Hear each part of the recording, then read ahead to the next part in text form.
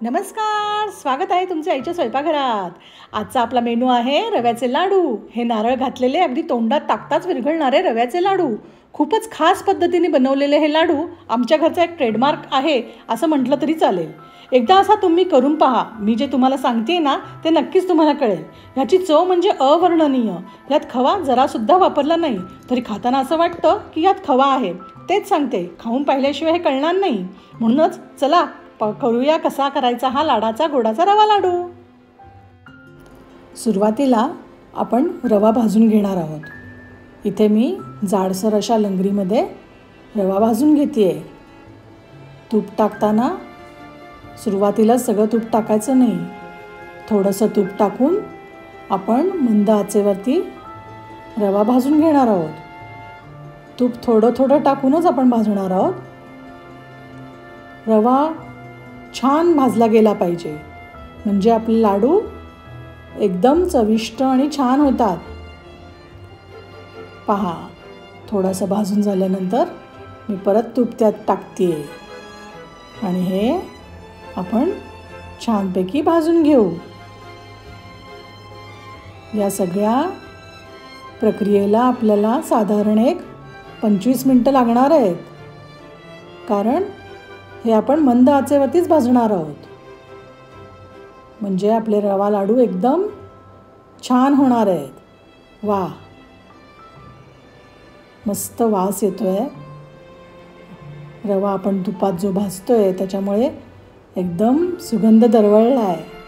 आता हे थोडंसं तूप जे आहे ते पण आपण घालून परत व्यवस्थित भाजून घेऊया. साधारण मला हे सगळं भाजायला 25 ते 30 मिनटं लागतात. पहा, आता हळूहळू रंग बदलला आहे. थोडंसं अजून तूप टाकूया यामध्ये आणि असंच भाजत राहू. रवा कसा हलका हलका होत येतो आणि तेव्हा समजायचं की आपला रवा भाजून झालेला आहे आणि रंगही थोडासा गुलाबीसर होतो.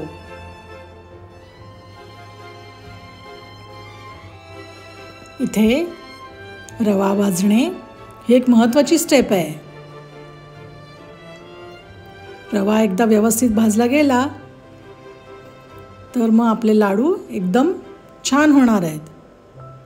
पहा, रव्याचा रंगही बदलला आहे आणि हलकाही झालेला आहे. आता यामध्ये आपल्याला खवलेला नारळ टाकायचा आहे. पहा रंग. आता हा आपला खवलेला नारळ मी ह्याच्यामध्ये टाकते आहे आणि तोही आपल्याला यात भाजून घ्यायचा आहे. एक साधारण 2 मिनटाकरता मी हे भाजून घेणार आहे.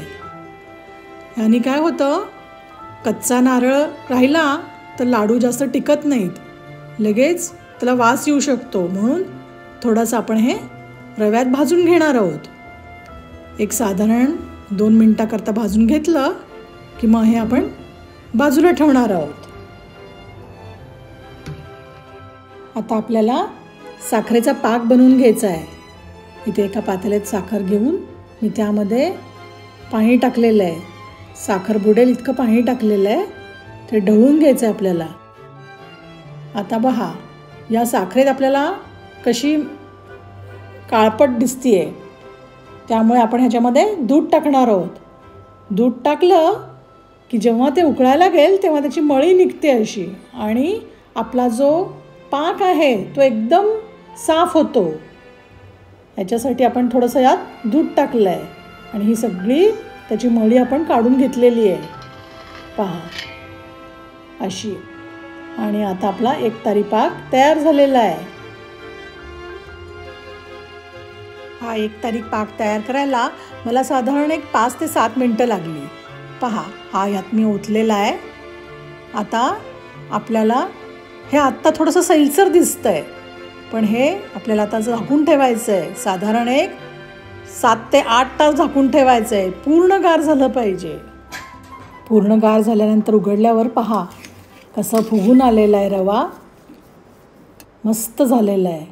आता यामध्ये आपल्याला वेलची पावडर टाकायची आहे आणि थोडेसे बेदाणे टाकूया आणि हे मस्त मिक्स करून घेऊया आणि लाडू वळायला तयार झालेले आहेत. लाडू वळताना तुम्हाला कसा छोटा मोठा पाहिजे त्या आकारात लाडू वळून घ्यायचे आहेत. पहा काय मस्त रंग आलेला आहे. वा, खूपच छान लाडू झालेले आहेत आपले.